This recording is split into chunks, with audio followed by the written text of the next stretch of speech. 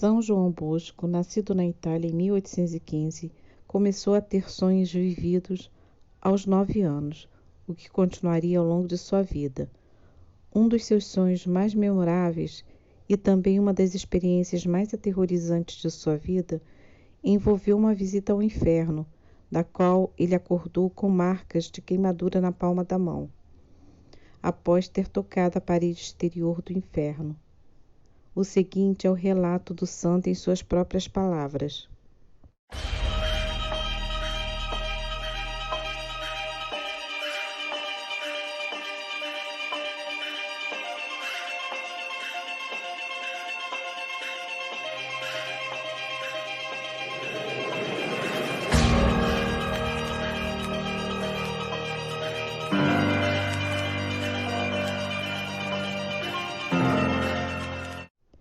Eu tenho outro sonho para lhes contar, uma espécie de resquício daqueles que eu lhe falei quinta e sexta-feira passadas, o que me esgotou totalmente.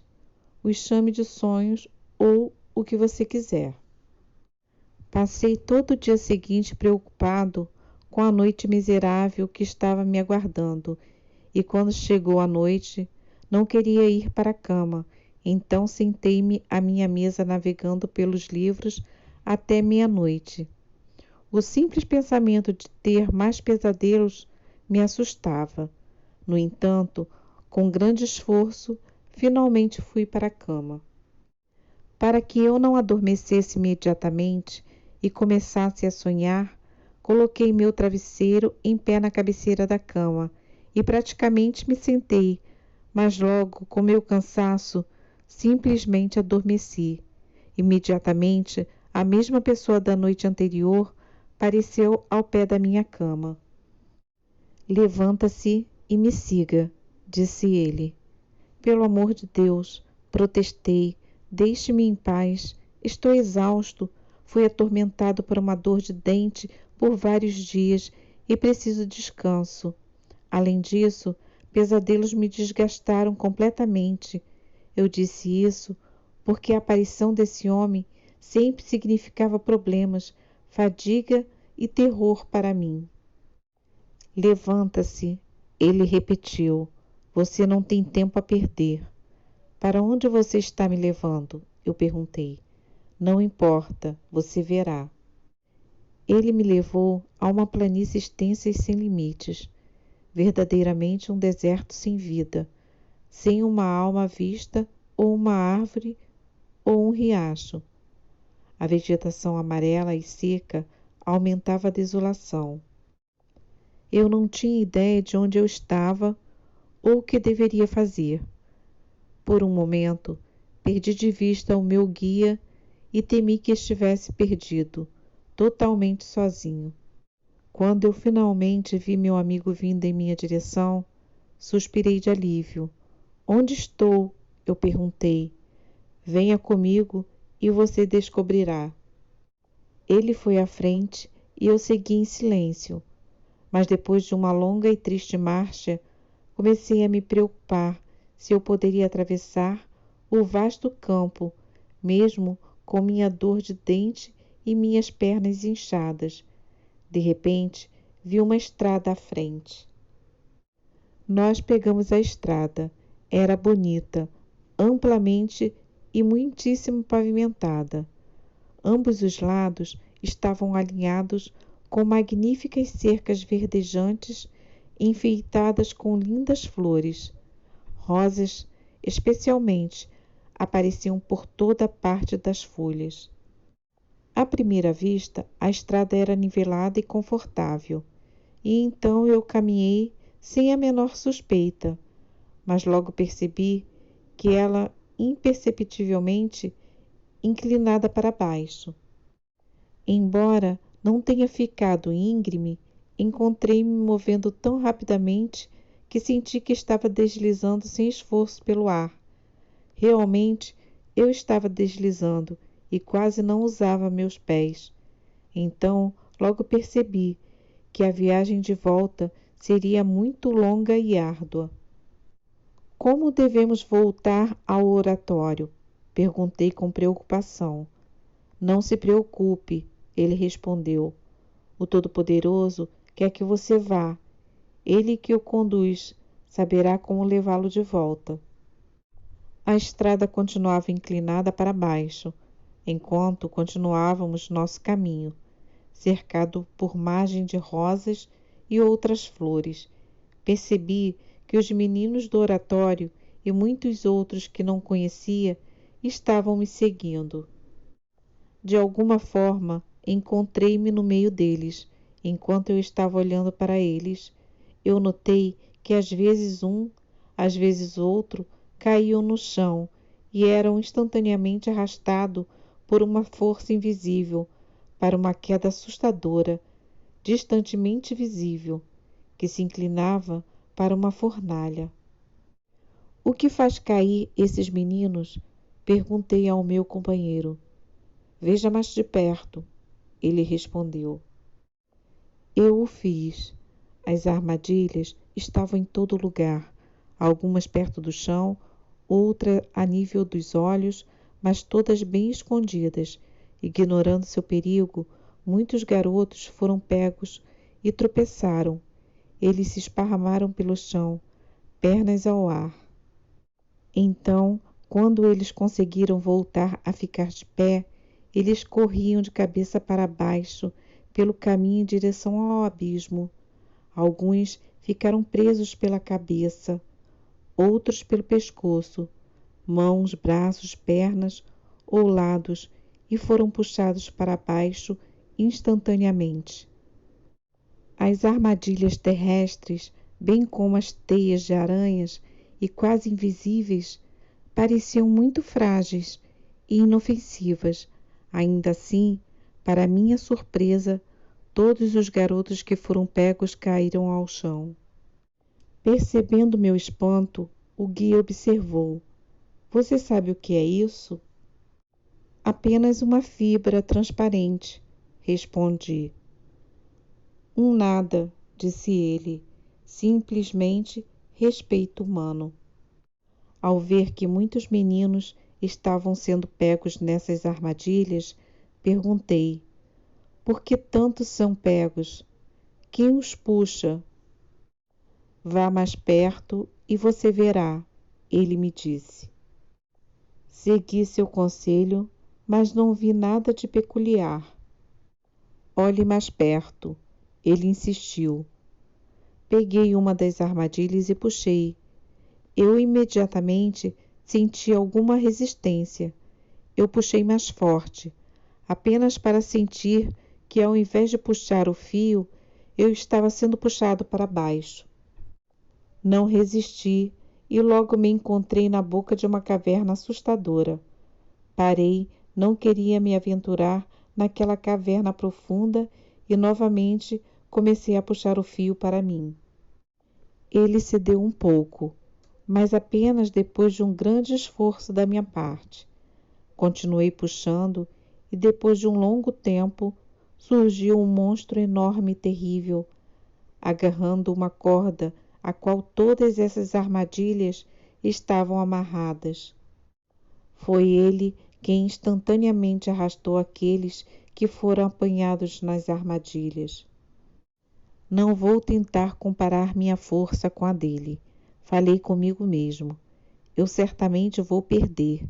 É melhor lutar contra ele com o sinal da cruz e com pequenas invocações. Então eu voltei para o meu guia. Agora você sabe quem é ele. Ele me disse. Eu certamente sei. É o próprio diabo. Examinando atentamente muitas das armadilhas, vi que cada uma trazia uma inscrição: orgulho, desobediência, inveja, sexto mandamento, roubo, gula, preguiça, raiva e assim por diante. Voltando um pouco para ver quais capturavam o maior número de meninos, descobri que as mais perigosas eram as da impureza, desobediência e orgulho. Na verdade, esses três estavam ligados entre si. Muitas outras armadilhas também causavam grandes danos, mas não tanto como as duas primeiras. Ainda observando, percebi que muitos meninos corriam mais rápido do que outros. Por que tal pressa? Eu perguntei. Porque eles são arrastados pela armadilha do respeito humano. Olhando ainda mais de perto, vi faca entre as armadilhas. Uma mão providencial as colocou lá para que se livrassem. As maiores, que simbolizavam a meditação, eram para uso contra a armadilha do orgulho. Outras, não tão grandes, simbolizavam a leitura espiritual bem feita. Havia também 2 facas que representavam a devoção ao Santíssimo Sacramento, especialmente através da frequente comunhão e da Santíssima Virgem. Havia também um martelo que simbolizava a confissão e outras facas que significavam devoção a São José, a Santo Aloísio e a outros santos. Por esses meios, poucos garotos conseguiram se libertar ou escapar à captura. Quando meu guia estava satisfeito de que eu havia observado tudo, ele me fez prosseguir ao longo dessa estrada coberta de rosa, mas quanto mais andamos, mais escassas as rosas se tornaram. Espinhos longos começaram a aparecer, e logo as rosas não apareciam mais. As sebes tornaram-se queimadas pelo sol, sem folhas e espinhosas. Nós já havíamos chegado a um barranco cujos lados íngremes escondiam o que estava além. A estrada, ainda inclinada para baixo, estava ficando cada vez mais íngreme, escavada e eriçada com pedras e pedregulhos. Continuei, mas quanto mais avançava, mais árdua e íngreme tornava-se a descida, de modo que eu caí, e caí várias vezes, prostrado até recuperar o fôlego. De vez em quando, meu guia me apoiava ou me ajudava a levantar. Arfando, eu disse ao meu guia: meu bom amigo, minhas pernas não me levarão a mais um passo. Eu simplesmente não posso continuar. Agora que chegamos tão longe, você quer que eu o deixe aqui? Meu guia perguntou severamente. Com essa ameaça respondi: como posso sobreviver sem a sua ajuda? Então, siga-me. Continuamos nossa descida, a estrada agora se tornando tão espantosamente íngreme que era quase impossível manter-se ereto. E então, no fundo desse precipício, na entrada de um vale escuro, um enorme edifício apareceu, o seu portal no alto firmemente trancado, de frente para a nossa estrada. Quando finalmente cheguei ao fundo, fiquei asfixiado por um calor sufocante, enquanto uma fumaça gordurosa verde, iluminada por flashes de chama incandescente, subia por trás das paredes enormes, mais altas do que as montanhas. Onde estamos? O que é isso? Perguntei ao meu guia. Lê a instrução neste portal e você saberá. Olhei para cima e ali estavam as palavras: o lugar sem renúncia. Eu percebi que estava no portal do inferno. O guia me mostrou todo este horrível lugar. Em distâncias regulares, os portais de bronze, como o primeiro, divisavam as descidas.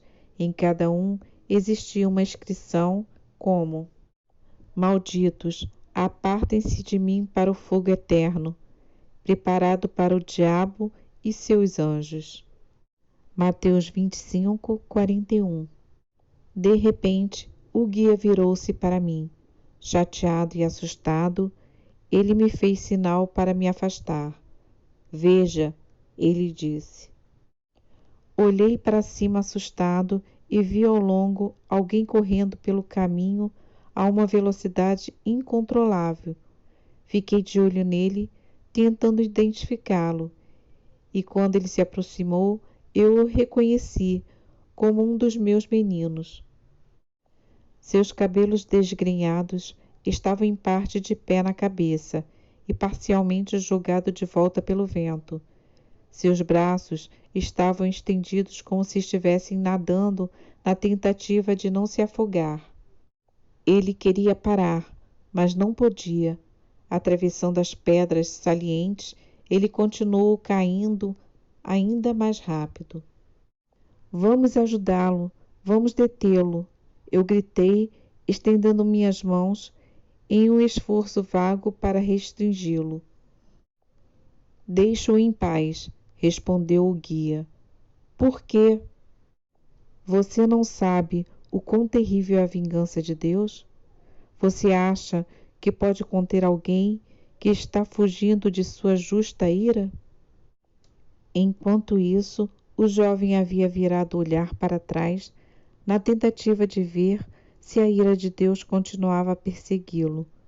No momento seguinte, caiu no fundo do barranco e caiu contra o portal de bronze, como se não encontrasse um refúgio melhor em sua fuga. Por que ele estava olhando para trás com tanto medo? Eu perguntei ao guia. Porque a ira de Deus atravessa os portões do inferno para alcançá-lo e atormentá-lo, mesmo no meio do fogo. Quando o menino entrou pelo portal, este se abriu com um rugido e instantaneamente 1000 portais internos se abriram com um barulho ensurdecedor, como se fosse atingido por algo que tinha sido jogado por um vendaval invisível, violento e irresistível. À medida que essas portas de bronze, uma atrás da outra, e embora a uma distância considerável uma da outra, permaneciam momentaneamente abertas, eu vi ao longe, na distância, algo como portas de fornalhas lançando bolas de fogo no momento em que o jovem se precipitava. Tão rapidamente quanto abriram, os portais então fecharam.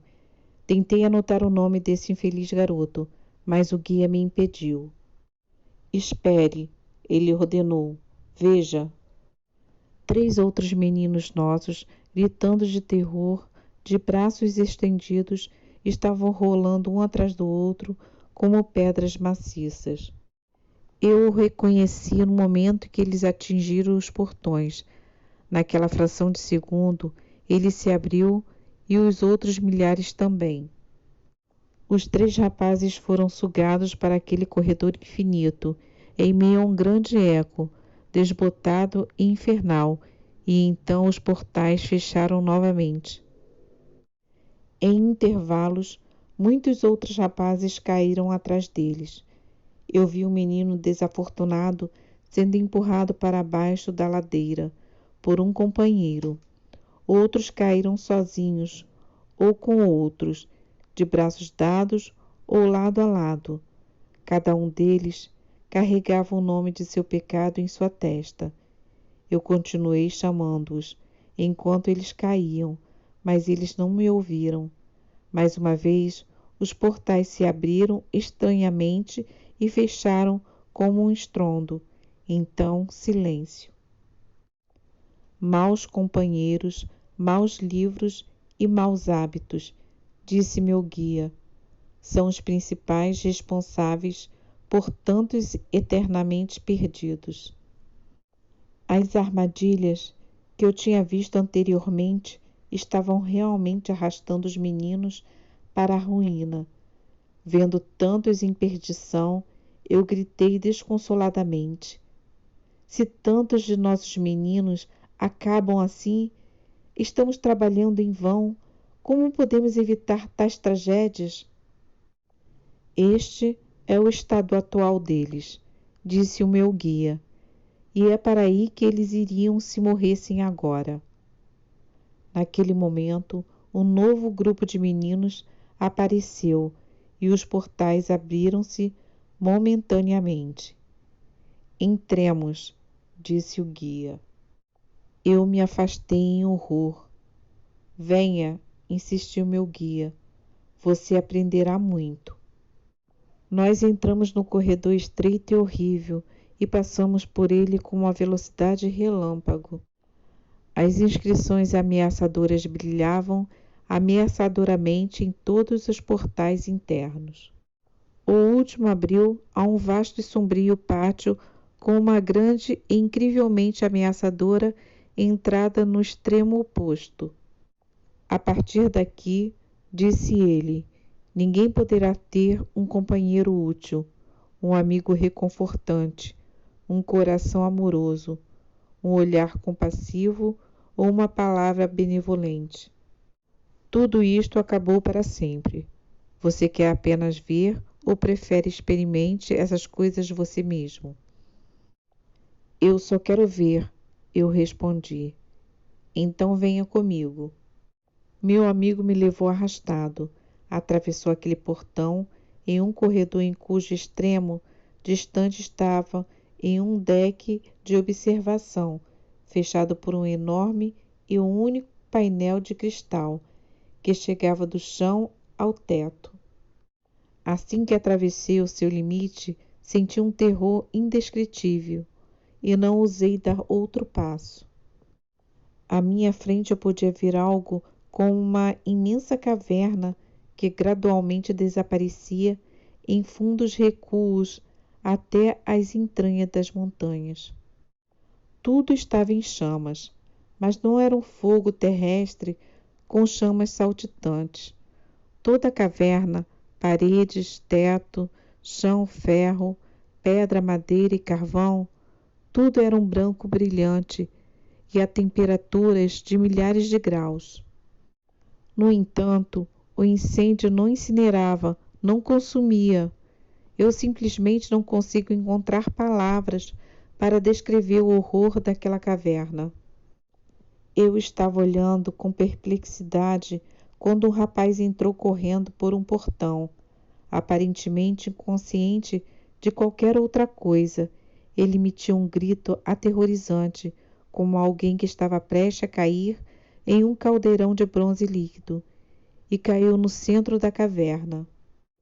Instantaneamente, ele também se tornou incandescente e perfeitamente imóvel, enquanto o eco de seu lamento moribundo permanecia por mais um instante.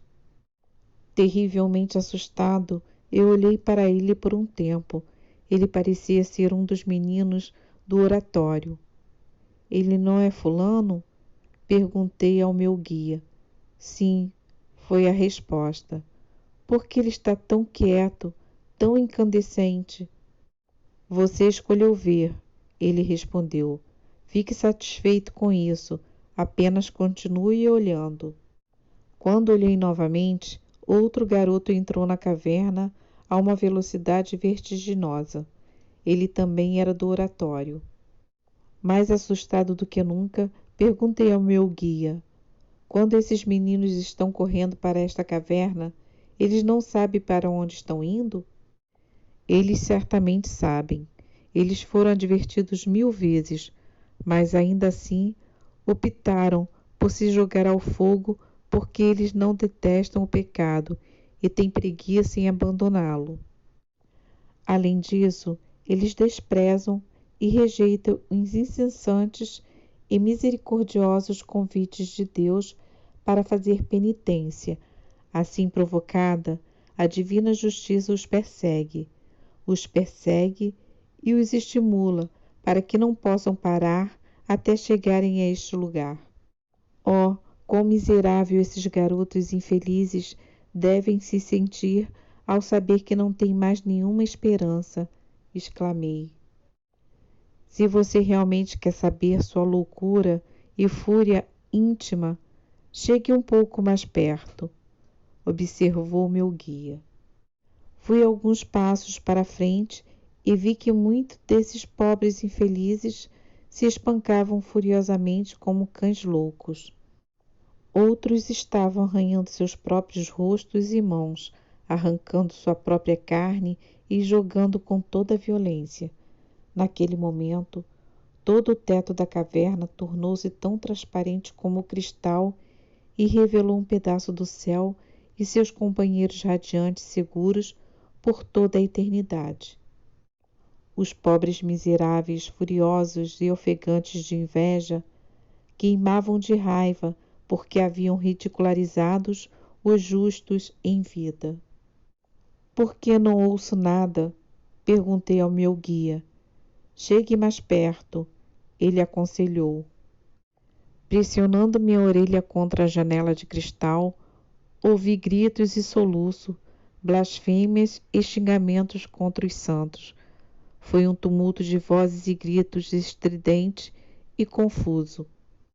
Tais são os cantos lúgubres que devem ecoar aqui durante a eternidade. Mas seus gritos, seus esforços e seus gritos são todos em vão. Aqui o tempo não existe mais. Aqui existe apenas a eternidade. Enquanto eu via a condição de muitos dos meus meninos em pleno terror, um pensamento me aconteceu de repente. Como esses meninos podem ser condenados? Eu perguntei. Ontem à noite, eles ainda estavam vivos no oratório. Os meninos que você vê aqui, ele respondeu, estão todos mortos para a graça de Deus. Se eles morressem agora, ou se persistissem em seus maus caminhos, eles seriam condenados. Mas estamos perdendo tempo. Vamos continuar. Ele me conduziu a passarmos por um corredor para uma caverna inferior, em cuja entrada eu li, porque o seu verme nunca morrerá, nem o seu fogo se apagará. Isaías 66, 24. Nesta caverna inferior, novamente vi os meninos do oratório que haviam caído no forno de fogo. Eu me aproximei deles e notei que eles estavam todos cobertos de vermes, insetos que roíam seus órgãos vitais, corações, olhos, mãos, pernas e corpos inteiros, tão ferozmente que desafiavam a descrição. Desamparados e imóveis, eram presa de todo tipo de tormento. Esperando poder falar com eles ou ouvir algo deles, cheguei ainda mais perto, mas ninguém falou nem olhou para mim. Então, perguntei ao meu guia por quê, e ele explicou que os condenados estão totalmente privados de liberdade. Cada um deve suportar completamente seu próprio castigo, sem absolutamente nenhuma ajuda. Aqui podia-se ver como era atroz o remorso daquele que havia sido aluno em nossas escolas. Como era um tormento para eles lembrar cada pecado imperdoável em seu justo castigo, os inúmeros e até extraordinários meios que eles tinham para consertar seus caminhos, perseverar na virtude e ganhar o paraíso e sua falta de resposta aos muitos favores prometidos e concedidos pela Virgem Maria. Que tortura para eles pensar que poderiam ter sido salvos tão facilmente, mas agora estão irremediavelmente perdidos, e lembrar as muitas boas resoluções feitas e muitas mantidas. O inferno é realmente pavimentado com boas intenções. E agora, acrescentou, você também deve entrar naquela caverna. Ah, não, eu objetei com terror. Antes de ir ao inferno, alguém deve ser julgado. Ainda não fui julgado, então não irei ao inferno. Ouça, ele disse, o que você prefere fazer? Visitar o inferno e salvar seus meninos ou ficar fora e deixá-los em agonia? Por um momento fiquei sem palavras. Claro, eu amo meus meninos e desejo salvá-los todos, respondi, mas não há outra saída? Sim, há um caminho, ele prosseguiu, desde que você faça tudo o que puder. Respirei mais facilmente e instantaneamente disse, não me importo de ficar se eu puder resgatar esses amados filhos de tais tormentos. Entre por aqui, continuou meu amigo, e veja como nosso Deus bom e poderoso oferece amorosamente 1000 meios para guiar os seus meninos à penitência e salvando-os da morte eterna. Ao pegar minha mão, ele me levou até a caverna. Quando entrei, encontrei-me de repente transportado para um magnífico salão cujas portas de vidro cortadas ocultavam mais entradas. Acima de uma delas, li esta inscrição: o sexto mandamento. Apontando para isso, meu guia exclamou: transgressões a este mandamento causaram a eterna ruína de muitos meninos. Eles não foram se confessar? Sim, o fizeram, mas omitiram ou insuficientemente confessaram os pecados contra a bela virtude da pureza.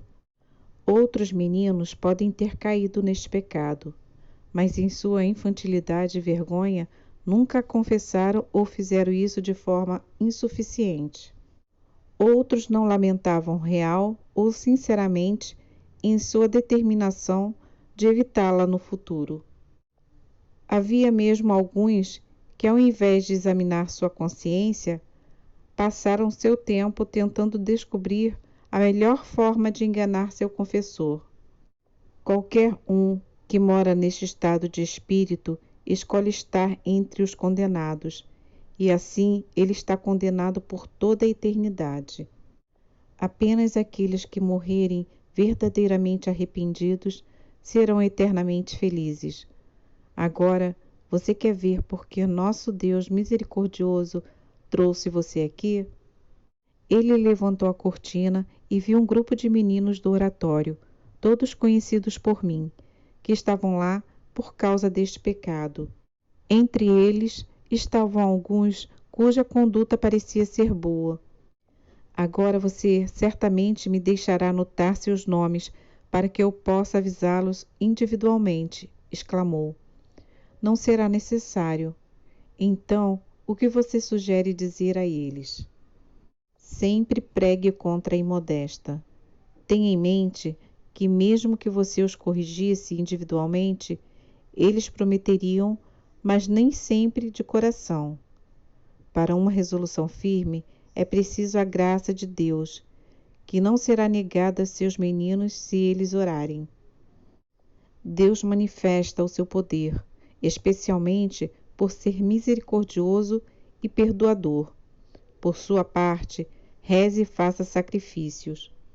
Quanto aos meninos, deixe-os ouvir suas correções e consulte suas consciências. Isso lhes dirá o que fazer.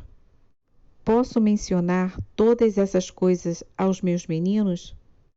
Sim, você pode dizer o que quer que você lembre. Que conselho eu devo dar para protegê-los de tal tragédia? Continue dizendo-lhes que, obedecendo a Deus, a Igreja, seus pais e seus superiores, mesmo nas pequenas coisas, serão salvos.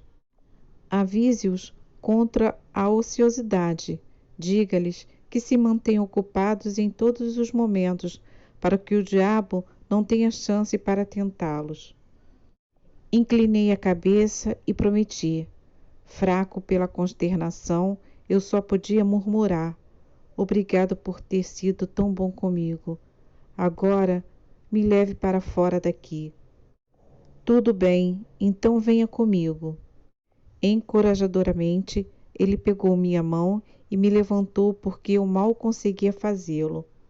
Saindo daquele salão, em pouco tempo nós voltamos pelo horrível pátio e pelo longo corredor, mas assim que atravessamos o último portal de bronze, ele se virou para mim e disse: agora que você viu o que os outros sofrem, você também deve experimentar um toque do inferno. Não, não, gritei aterrorizado. Ele insistiu, mas eu continuei recusando. Não tenha medo, ele me disse. Apenas tente. Toque nesta parede. Não consegui reunir coragem suficiente e tentei fugir, mas ele segurou de volta. Experimente. Ele insistiu. Agarrando meu braço firmemente, ele me puxou para a parede. Apenas um toque. Ele ordenou, para que você possa dizer que você viu e tocou as paredes do sofrimento eterno e que você pode entender O que o último muro deve ser, como se o primeiro fosse tão insuportável. Olhe para este muro. Eu o fiz com atenção. Parecia incrivelmente grosso, há 1000 paredes entre esta e o fogo real do inferno, continuou meu guia. 1000 paredes as englobam, cada uma 1000 medidas grossas e igualmente distantes uma da outra. Cada medida são 1000 milhas. Esse muro, portanto, está a milhões e milhões de quilômetros do fogo real do inferno. É apenas uma borda remota do próprio inferno. Quando ele disse isso, instintivamente fui para trás, mas ele agarrou a minha mão e abriu-a, e apertou-a contra a primeira das 1000 paredes. A sensação era tão excruciante que eu acordei com um grito e me encontrei sentado na cama. Minha mão estava ardendo, e eu continuava esfregando-a para aliviar a dor. Quando levantei esta manhã, notei que estava inchada. Ter minha mão pressionada contra a parede, embora apenas em um sonho, foi tão real que mais tarde a pele da minha palma descascou. Tenha em mente que tentei não assustar-vos muito, e por isso não descrevi essas coisas com todo o seu horror quanto as vi e me impressionaram. Sabemos que Nosso Senhor sempre retratou o inferno em símbolos, porque se ele o descrevesse como realmente é, não teríamos entendido. Nenhum mortal pode compreender essas coisas. O Senhor conhece-os e ele os revela a quem ele quiser.